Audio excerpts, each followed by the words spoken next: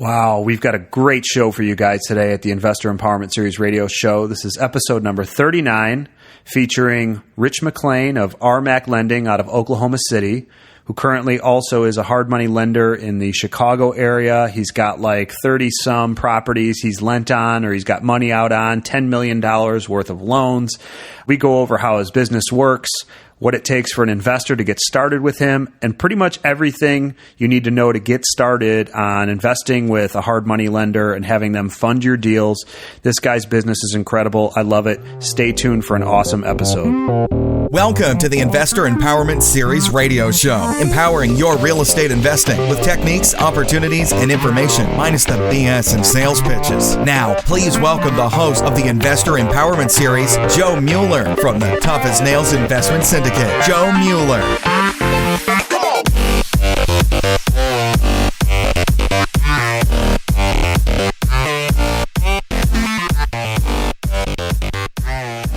Welcome back to the Investor Empowerment Series radio show. This is episode number 39 with our special guest, Rich Mclain from Oklahoma City.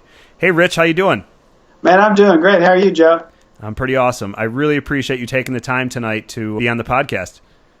You bet. You bet. Well, for your listeners here, I'm a hard money lender, and I live in Oklahoma City, but I travel quite a bit to Dallas and also to Chicago. I'm actually recording this from Chicago, where I come up and check on my rehab loans on a regular basis. Awesome. Are you at a hotel right now? Yeah, I'm at a hotel here in the Chicagoland area. You bet. Cool. Are you downtown, like Magnificent Mile type stuff, or just Oh, man. You know what? I run a lean and mean operation. I'm one of the hotels near O'Hare, so it's pretty boring, actually. That's okay. That's well. You get to see the planes take off and land, I'm sure. Right. Okay, cool. I know some stuff about you, but I'd really like to have the listeners hear, starting off with your background in real estate investing, and then kind of maybe leading up to what you're currently up to. I know you've got a long history in the business. So let's start from the beginning, Rich. I want to hear all about it. Sure. Oh, you don't just wake up one day and say, you know what, I'm going to be a hard money lender. It takes quite a bit of time and effort and some experience to do it. We started investing in single family houses probably in about the year 2000. We wanted to do something. When I say we, my family, my father and I wanted to do some investing in single family, and we really couldn't get it off the ground at first. And we ran across this company in Dallas called HomeVestors, which is better known as the phrase, we buy ugly houses. Mm-hmm. So we bought a franchise in Oklahoma City, which I still own to this day here, 14 years later. It's a great little business. You buy, fix, and flip houses, or sometimes you just buy and flip houses. And over the period of about 13 years or 14 years, we've done about 650 houses, which is pretty amazing. And I've kept 139 of them for rent houses. 650 houses in the last 14 years. That's awesome. Yeah, and it's been interesting. And I would say, it varies by office to office, but I have to look at about 8 properties to buy one. So if I've gone through 650 houses, that means I've looked at somewhere in the neighborhood of 5,000 houses. So when you do something by repetition, you get pretty good at it. Not that I'm brilliant, but it's just like playing golf. If you practice every day, you're going to get good. Absolutely. What did you do before you got into the investment business? Well, we were doing a lot of commercial real estate, and we did really well with that. But the thing of it is, you buy a piece of commercial property, the holding time would be a minimum of 5 years in most cases. But we tended to hold things, 10, 20. We had a piece of real estate that we held 50 years. Wow. And the problem with that is that, you don't really get paid until you sell something, because the current income off commercial property is not that great. Similar to residential, the current income, unless you own it free and clear, is not that great. So we wanted something we can make money every month. So that's why we started flipping houses. All right. So, yeah, I actually want to, if you don't mind, I want to talk a little bit about that. Flipping 650 houses means to me that you've got processes in place. We talk a lot on the podcast about having the right team. Can you elaborate maybe on how that works on that side of the business for you? Sure. One guy can't do it. You can't do it and have a life. So, you have to have a staff. You need to be able to run a business. And, that's an interesting point, but it's in a way, it's the boring part of business. You have to have a great office operation. You have to have at least 2 or 3 people in the office that know what they're doing, have experience, that can make decisions for you. Because I went to law school actually back in the day. I'm an attorney back in my home state of Oklahoma. I'm also a real estate broker in Oklahoma, so that helps also. Both of those professions require continuing education, which I get. Sure. So that helps. That's helpful too. But the bottom line is that one guy can't do it. You have to be able to set up a process, and you have to set up a team environment where everybody's pulling in the same direction. So how many people do you have on your team now? Down there in Oklahoma? Well, I'm up to 6 full-time and 2 part-time, which is kind of the equivalent of 7 employees. So it's I'm not a big operation, but you obviously have to bring enough funds to cover the overhead and the salaries of 7 people. So we got to keep the money flowing. You bet. And how many houses would you say at the current time you're doing per year, like maybe the last few years or so, like flipping and stuff?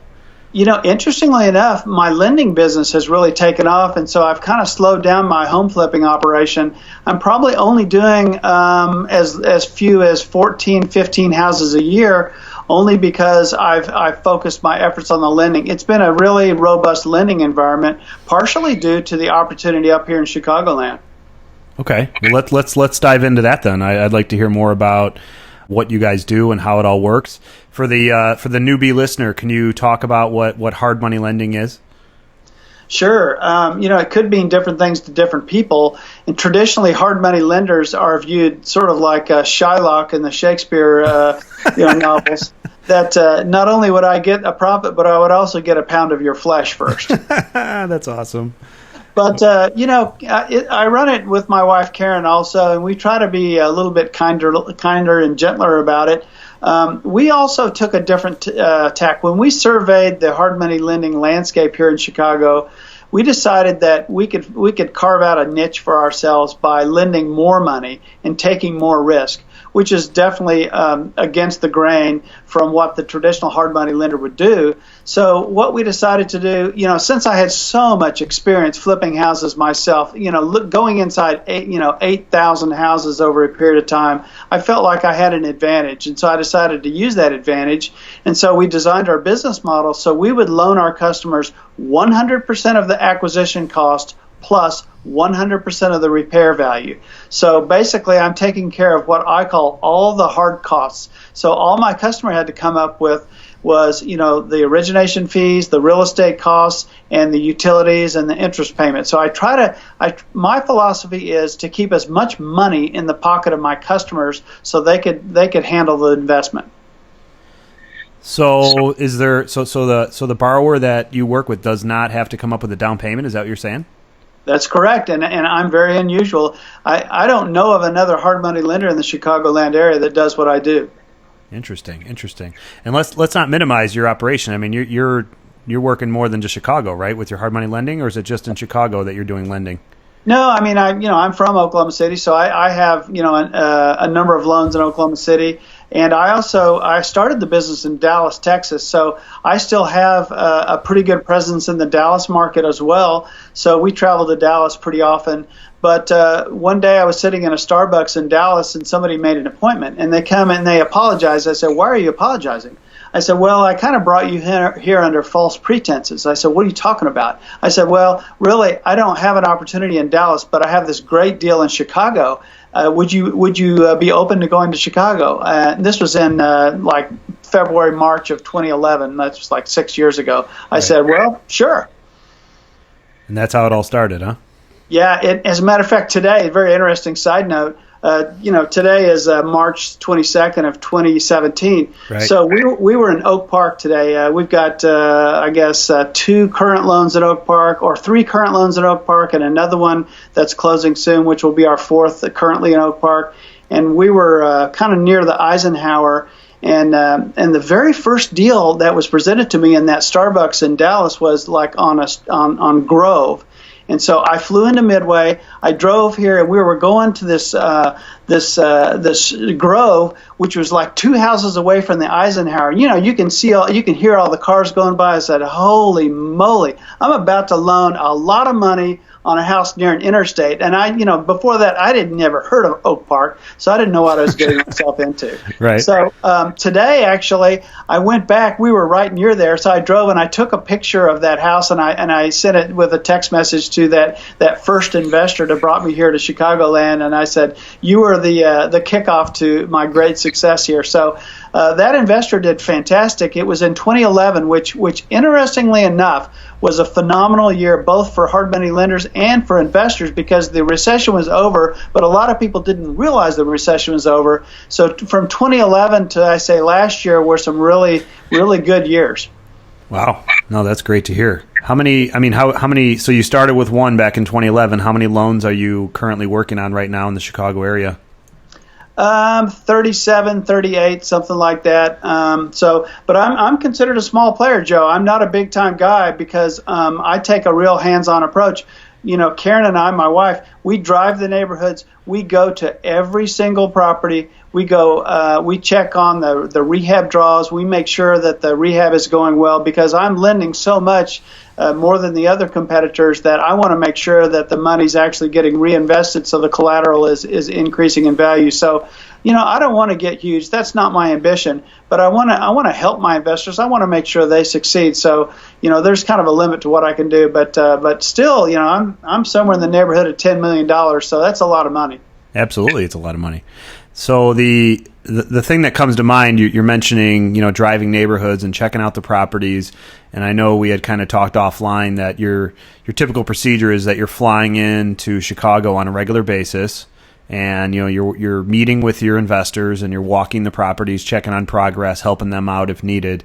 I mean, what would you say that if somebody were to borrow from you, how often would they anticipate you'd be, popping in? Well, we probably are here every other month. Sometimes it's the interval is only 6 weeks. So, okay. I would say every other month for sure. And we hired an employee here actually in 2016.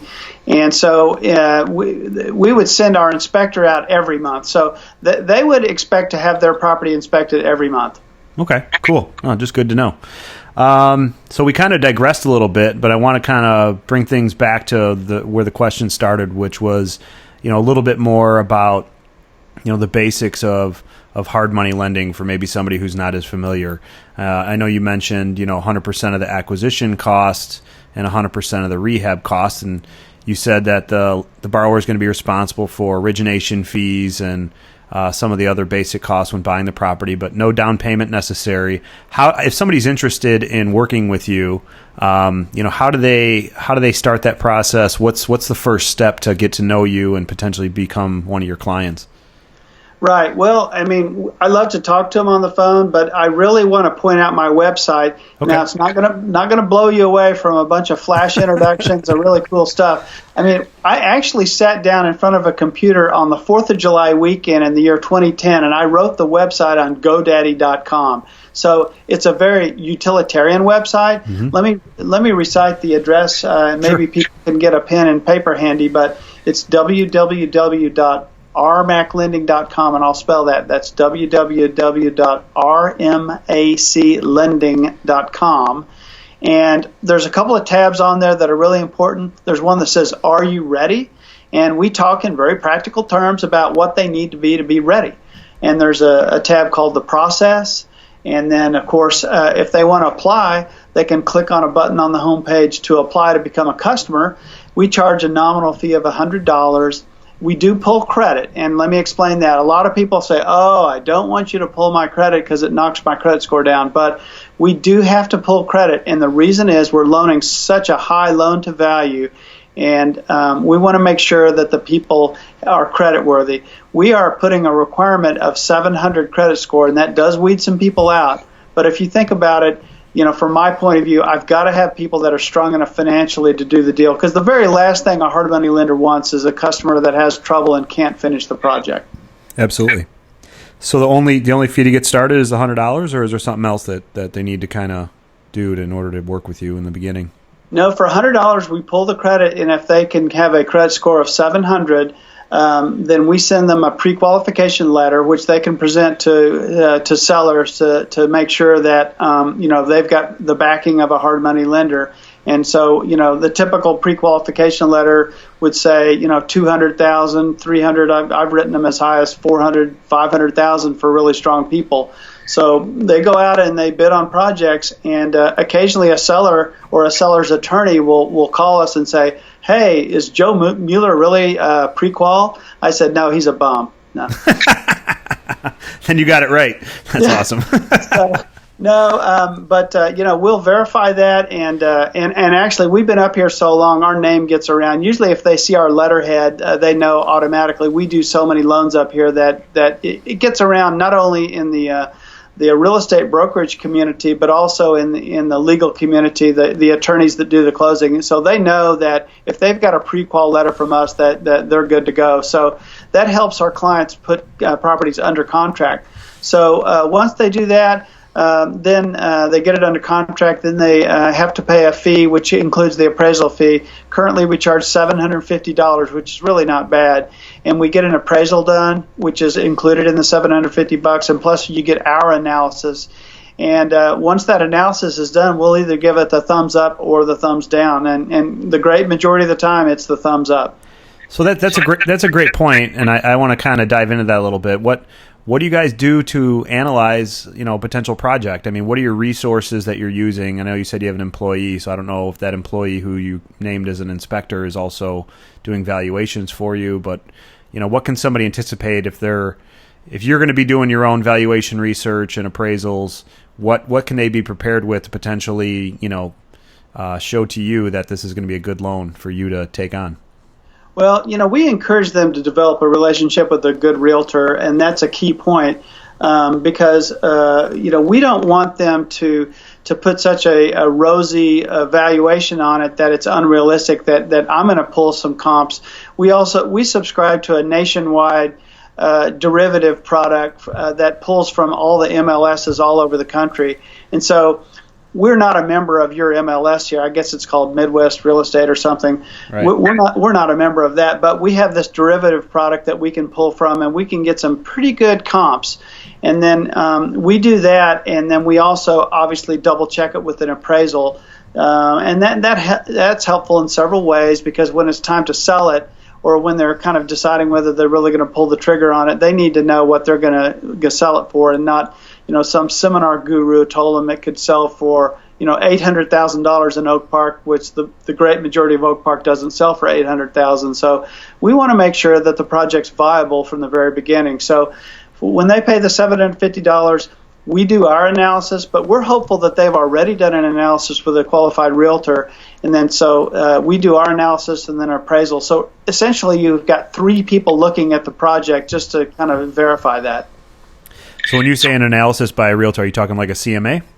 Yes, exactly, a good CMA. Okay, cool. Well, that's simple enough, and anybody who needs a good realtor, I know someone you can call. There you go. Self-plug. This I was thinking about this as you were explaining the process for the analysis. Would you say that your clients are where's their deal pipeline coming from these days, like 2017? Is it on market MLS property or is it off market? It's been changing. Okay. When we came up here in 2011, it was the recession. The reality of the recession was still there, but the perception was even stronger. And so there were many, many properties on the MLS that have been languishing for a long time. And so usually you could just buy off the MLS, you could present it to us, it would fit our formula, and we would fund the deal. And that continued probably until 2016. Starting in about 2016, it became harder and harder to get properties on MLS. So it started shifting towards off-market deals. And I would say here in 2017 that it's more off-market deals that we're funding than on-market deals, just because there's been a buildup of expectations. All these sellers, even with the rundown properties with rundown mechanical systems and everything, are expecting such high numbers that it's really hard to buy off the MLS right now. Okay, no, that's a great point. That's what I expected you to say, and I'm glad to hear that there's still investors out there that are bringing some good deals to the table, because I think there's a lot of opportunity both on and off market. But the way the market has shifted, even in my own world in investing, I've seen the majority of the opportunities coming. I'll say the majority coming off market at this current time. But there's still some opportunities on the MLS. I mean, actually, my most recent acquisition and rehab that I'm rehabbing for a rental, I actually got on the MLS. So I think maybe as a little tidbit of advice that some of the listeners can take away is the fact that you got to have multiple streams when you're looking for deals, and that includes, what I brought up earlier was having a team, and maybe on that team is your broker who's looking for properties for you. Maybe it's a wholesaler or some type of wholesaling or direct marketing component where you can continue to find opportunities both on and off market. So that's awesome. So on the hard money side, back to the point, can we talk a little bit about how it works? I mean, obviously, are these investors making monthly payments to you? Do you take your payments on the back end? How does that side of it work? I have a lot of questions related to the specifics of the actual hard money loan itself. So maybe right. What can you tell me more about how that all works? Well, different companies operate different ways, and there's also some misinformation out there because there's a lot of gurus that claim to know it all, but they don't know it all. We try to be as transparent and as straightforward. That's why our website is so critical. We would prefer people to study our website before calling us because, in essence, we're going to repeat what we already typed on the website. But for us, it's once we do the origination of the loan, let's take an example. Let's take an example of some neighborhood in, the north side of Chicago that they're going to buy for $100. Maybe it's a lower end property. Let's say it's Berwyn. Okay. Maybe that's not north, but anyway. It's fine. That's north enough. Yeah, they buy it for $100, and let's say the rehab is $100. So the hard cost is $200. So what it is that they would buy it for $100, and let's say this investor might have access to some funds themselves, so they don't need any of my rehab money right now. So they start improving the property. Well, let's say a month goes by, so I invoice them for 1 month's worth of interest.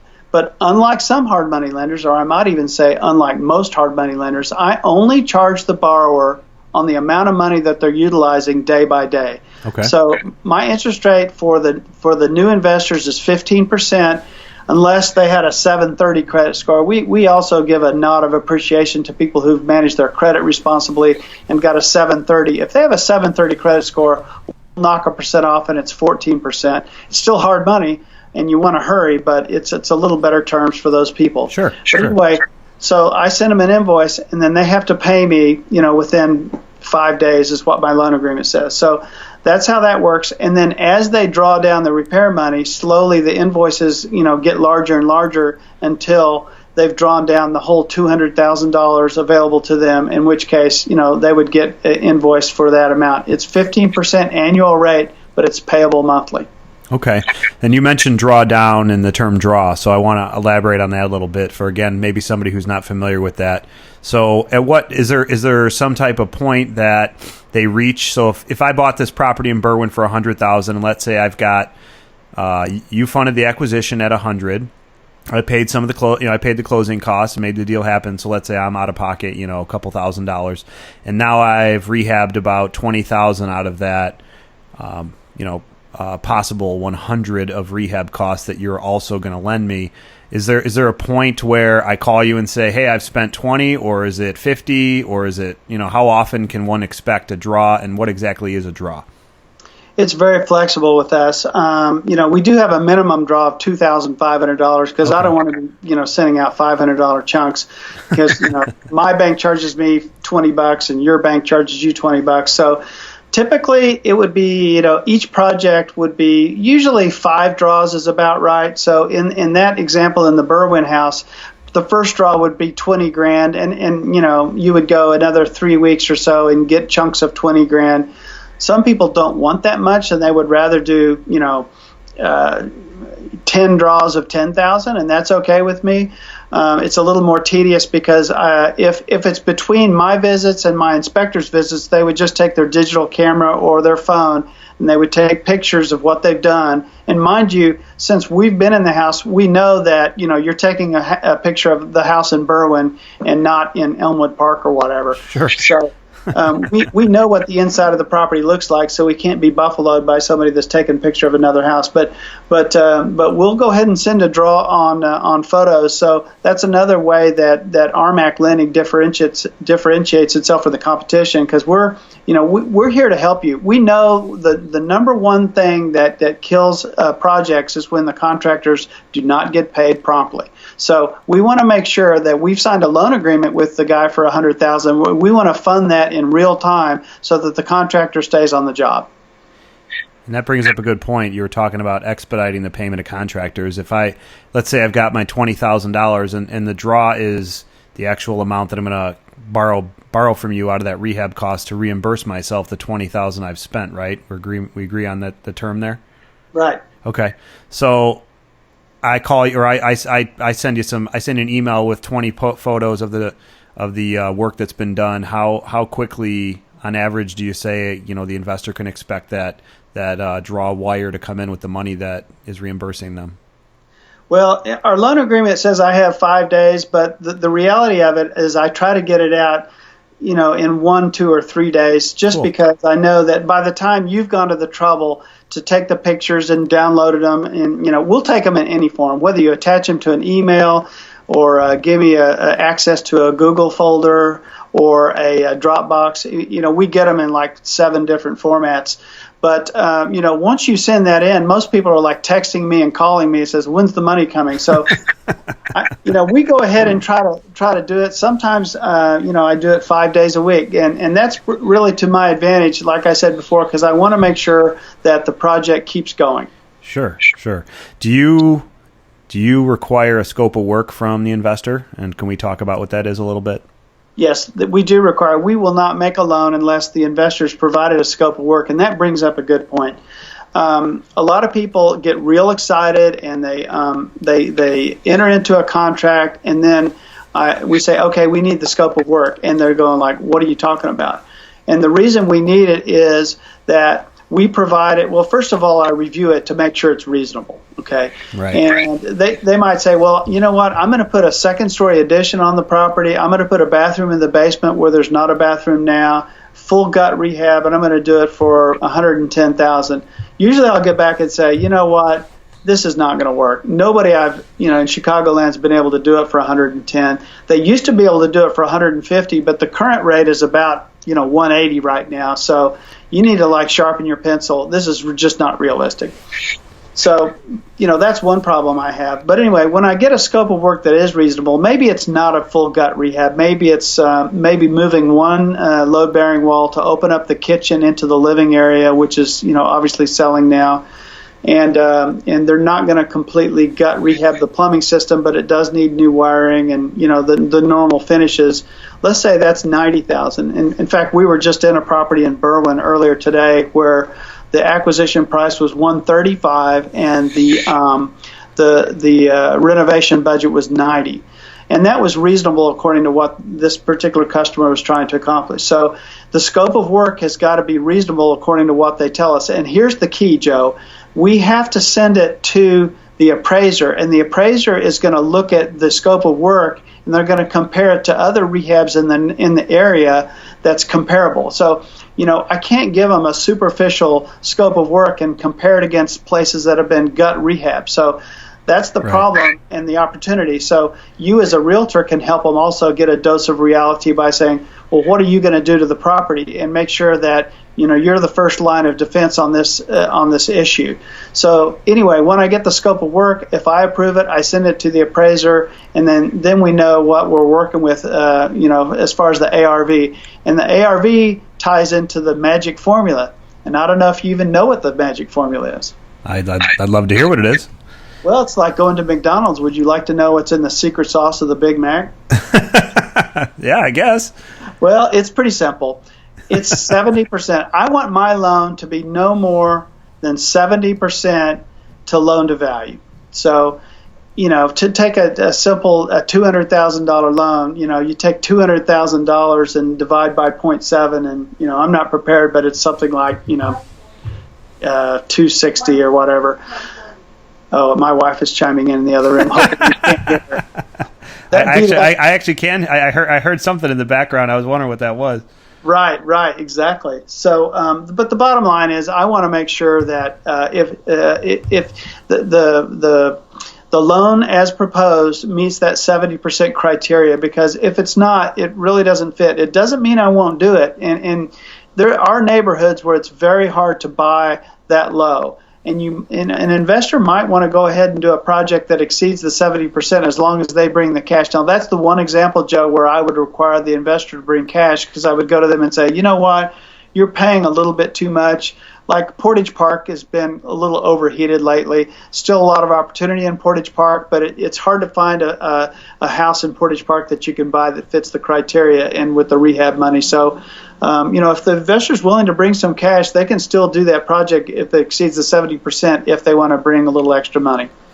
So when you say that $200K, that's the ARV, so $200,000 repaired value being the the ARV of the property, you lend up to 140 in an ideal situation.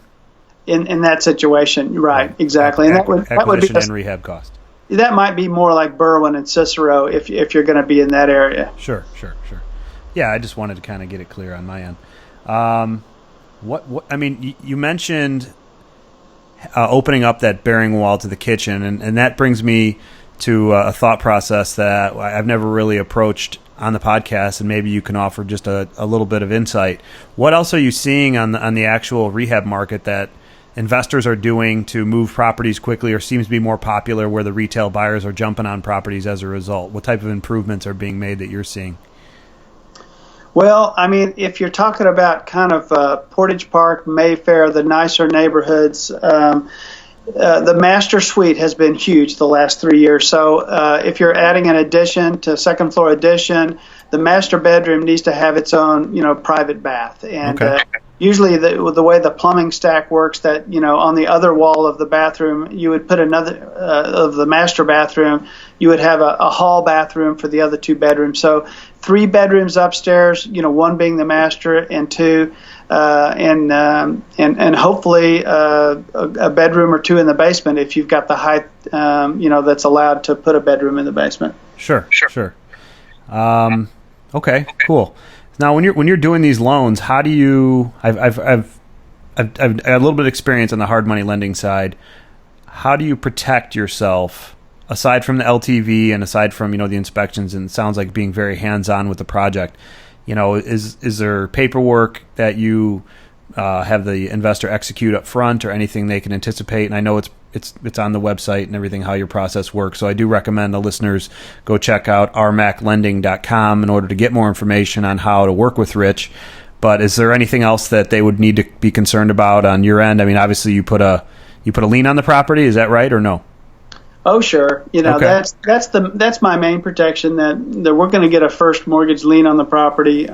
It's rarely the case where I have to do a foreclosure.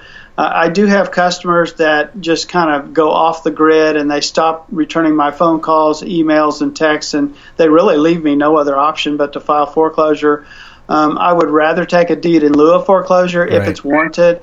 And I've got one property on the south side that we're in the process of doing a deed in lieu of foreclosure. It's kind of a bad situation where the customer got ripped off by 2 successive contractors. And, me as a company, I could do a full-blown foreclosure and theoretically get a deficiency judgment against the guy. We do require personal guarantees for that reason, that if I need to, I can. But in a lot of cases, I've taken more deeds in lieu of foreclosures than I have done actual foreclosures. So, but people do need to understand this is a business-to-business loan, and if they misbehave, almost with malice or reckless disregard for my rights, I do have the right to go personally against them. And I do have another customer on the south side that has done almost criminal things, trying to convert property to his own use and do some real shady stuff. And unfortunately, I'm going to have to come after him personally until he comes around to my way of thinking. So, but hard money lender, that's not my game plan. I do not want the property back. I don't live here. I don't want to come put the dog's protection on a property, although I have one with the dog's stuff on it right now. I don't want to do that. I just want to get paid back, and I want to go on to the next loan. Dog's protection. What exactly is that? Oh, that vinyl stuff that they put on to protect the hooligans from breaking in. Yeah, I know what it is. I wanted to explain that. That's basically replacing the wood, plywood for boarding up windows and doors on some of these more blighted areas, right? Yeah, it's tough. I mean, I hate to get to that point, but I do have one property like that right now. But that's kind of focusing on the negative. It's very much the exception. We've been able to work out things with most everybody else. If the message is to the people that are listening, if you're upfront about it, and if you're honest with me, and you're telling me your problems and challenges, I'll work with you like nobody else will work with you. Believe me, I want to get it resolved in an amicable way, and I want to get the property sold in the retail channel. But as you know, Joe, a house half finished has almost, it's less than half value. It's just about impossible to move a house that's not finished. Sure. No, I understand. So yeah, let's turn this around a little bit from the negative to the positive. One of the questions I had for you was, and this can apply, and I'd actually like to hear your side of the story personally in your own investing as well as some of your investors. What's like the best deal that you've seen as a lender that some of your clients have been able to achieve? Yeah, a lot of it is personal relationship. I encourage all of my customer investors to attend REIA clubs, to network with other investors. Awesome.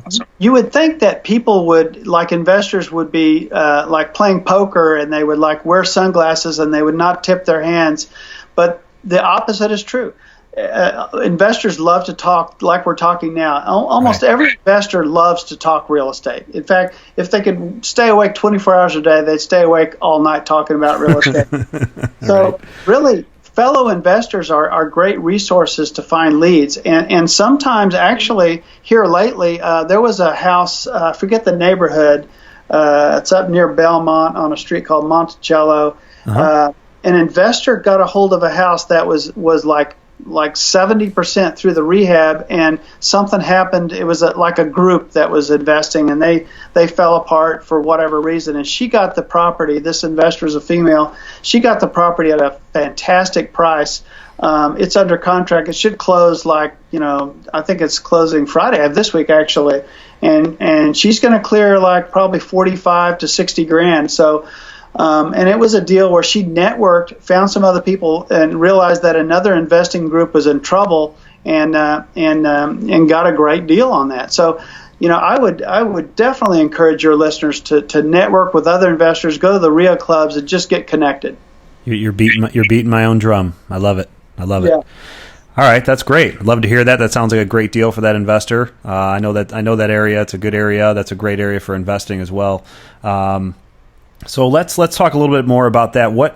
This is a question I commonly ask the guests is what advice do you have just in general, aside from the networking, because literally I probably mention that every single podcast, but what other types of a piece of advice maybe can you offer to somebody who's either just getting started or who's trying to ramp their business up to the next level? And I know that could be a very long-winded answer or maybe a very short one, but whatever comes to mind, what can we advise the listener on something like that with?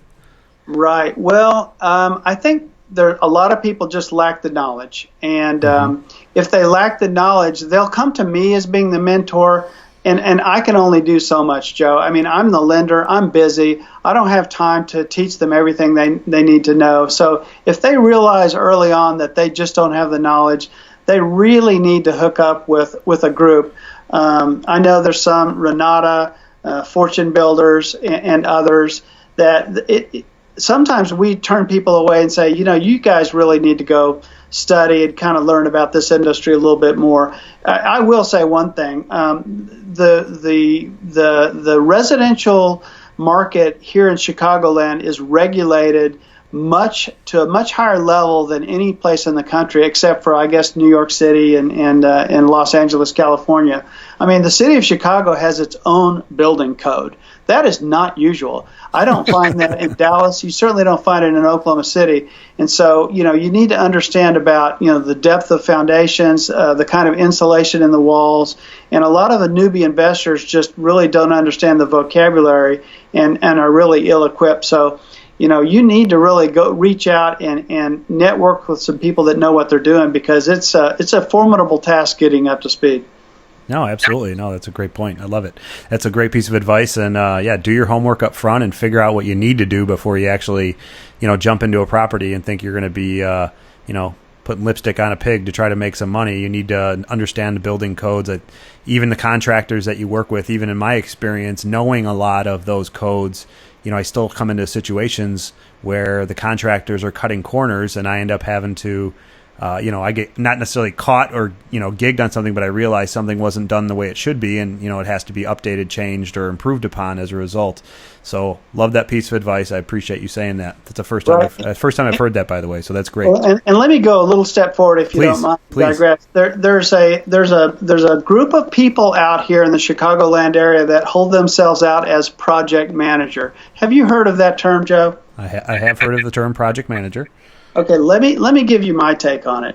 The project managers, first of all, they're taking a cut of the action, which reduces the investor's return, which in and of itself is okay. But some of the project managers want to hypo the return, which to ratchet it up. We did a series of loans to some investors who are with one particular project manager. And we didn't realize it at the time, but what they were doing is they were going in and they were saying, oh, we're pulling all the permits, don't worry about it. Well, we got 2 or 3 projects in, and actually they sold 2 properties in the city of Chicago, and they did complete rehabs, no permits. Wow. No permits. And then we got into the 3rd and the 4th, and the inspectors figured it out, and they lowered the boom on these investors, and we got involved. And our loan documents very clearly state that our customers have to pull permits. And I think it's absolutely insane to try to do a project without pulling permits in this highly regulated part of the country. So, but some of these project managers talk pretty quickly, and they kind of gloss over that, and they actually will convince the investor that they'll make more money by doing a project without permits, and it's a good way to lose a hell of a lot of money. Yeah, and I don't know if you need to edit that, but that's how I feel. No, that's great. I love it. That's an even better piece of advice. Be careful with who you work with, number one, but project managers, maybe you need to just, like you said, do your homework up front and figure out what needs to be done and actually pull a permit, especially within the city of Chicago and Crook County. Yeah, you bet. You bet. All right, so we're going to start to wrap it up. I have a couple more questions. Again, thank you for being on the show. Is there a book on your nightstand right now that you're reading? You know what? My book is my email account. And okay.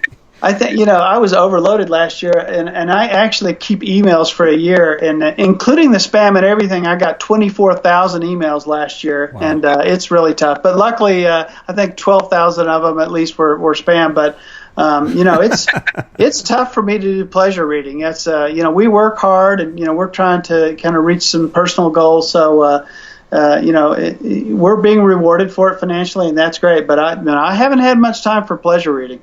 Okay, no problem. I like that answer anyway. So last question from me: What advice would you give to your younger self in order to succeed in real estate? Yeah, that's a good question. I know. I threw a loophole at you a little bit. I know. No, I think, making money is pretty easy. And I will say that emphatically. It's actually pretty easy. What really set me back, Warren Buffett's rule of investing is never lose money. Right. And when you're young, you tend to be more aggressive, and you take chances and you take risks that you really shouldn't take. So, I've lost up well into the mid 5 figures doing this, flipping houses. So when you lose a lot of money, and when I say 5 figures, I mean $10,000 or more, and it's possible, and I hate to scare away people, but I just want to make a point, is that it can be prevented by getting a good home inspection, getting a good qualified contractor involved, and sometimes the best deal is the deal you don't do. So if you can be disciplined and just say no and walk away from bad deals and only do deals that break even or make money, you'll die a rich man. That is a great response. Thank you. I love it. Well, why don't we just give another plug for who you are and your company, so the listener can reach out to you afterwards if they're interested in working with RMAC Lending. Yeah, absolutely. It's www.rmaclending.com, And then, once you read over it, the phone number's right there for you to call. We'd be happy to talk to you in person. And for $100, you can register as a customer. I do give more attention to the people that have actually paid the $100 and registered. It's one of those small companies, Joe, that I give out my personal cell phone and I get their personal cell phone. And if they call me, I pick up. But if I call them, I expect them to pick up, and I call and text, which is not, usual for a hard money lender, the owner of the company and the decision maker. So if you want that customized small company experience with the decision maker, we're the company for you. Oh, that's great. Love to hear it. All right. Well, again, I appreciate you coming on the show today and appreciate your time tonight. Please tell Karen I said hi. Absolutely, will do. And right. she's listening in and correcting my mistakes in real time. That's awesome. Perfect. All right, great. I hope to be talking to you soon. And next time you're in town, please reach out to me because I want to see if you can get you out to one of our meetings. Yeah, you said you had one in Schaumburg. That's not too far. I think I could probably make that. So awesome. Yeah, that's not too far if you're staying in that O'Hare area. That should only be like 20 minutes in the evening. Yeah, that we'll do that. All right, awesome. I will keep in touch with you. And Rich, thank you again. I really appreciate it. All right, Joe. Have a good evening. You too. Take care. Thanks for listening to another episode of the Investor Empowerment Series radio show. Be sure to tune in next week for another empowering episode. We welcome your feedback, so please rate us on iTunes and Stitcher and visit us at www.investoремpowermentchicago.com or tennisgrouprealty.com.